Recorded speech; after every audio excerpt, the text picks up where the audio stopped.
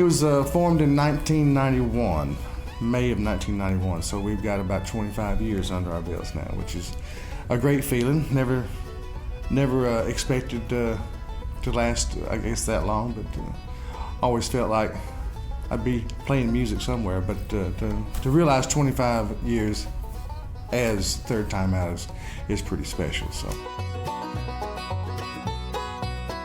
I was about 9, 10 years old, somewhere in there, when I first heard bluegrass music, and at the time I wasn't interested in music per se, to actually performing or anything like that. I was still at an age where I wanted to be outside running around and playing with the rest of the kids that might be there at the festival or the show that we went to. But then it really took a hold of me. I guess when I got the bug to want to learn how to play an instrument when I was able to walk up to the jam sessions and get right up next to the people who were playing, and it wasn't like listening to a recording. It wasn't like listening to the radio, because they were actually standing in front of you playing these instruments and singing, and to get that firsthand like that was pretty cool.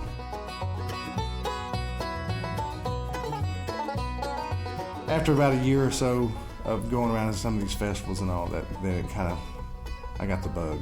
So I started learning how to play the guitar with the Mel Bay instructional book and record, and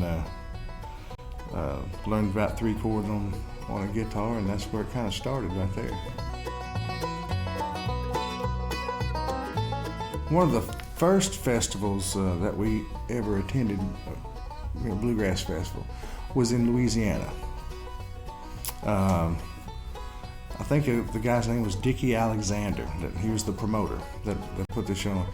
And a fellow by the name of Joe Stewart was there, who was a great side man, I guess you call it. But I've always thought he was great as a soloist himself, because he could play so many different instruments. He could play guitar, he could play banjo, he could play fiddle, he could play bass, upright bass. I mean, he was a very talented guy and had this wonderful, rich, deep baritone voice that just made you pay attention. It was sort of in a Tennessee Ernie Ford way,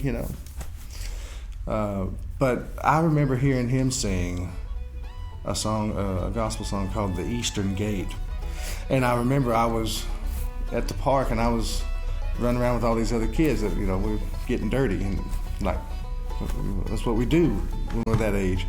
But when he started singing that song, I stopped and I walked over to a tree and leaned up against it and listened to him sing that whole song. And we actually recorded that song ourselves just a few years ago. We did a version of that. And I guess another time that I just now thought about was a time in Hugo, Oklahoma. There was a big bluegrass festival up there for many years. And I had just started learning how to play the guitar, and I was starting to sing, but I wouldn't do it in front of anybody. And, I didn't want anybody listening, and I didn't want anybody to hear me. I was very protective, and we had my mom and dad had a pop-up camper, and so how thin the walls are on pop-up campers, and they were all listening to the music. I was inside, and I'd taken my guitar out, not even thinking about it. I was like, I can't see you, you can't see me, you can't hear me, right? So here I am just singing away, and I got through singing the song I was playing, and my dad and his cousin were standing right outside the camper, and so they started applauding and clapping and woohoo, that was so good, and I was so embarrassed. I was like, put the guitar up, I was down, for the rest of the night. But it wasn't long after that I started getting into some of the jam sessions and things like that.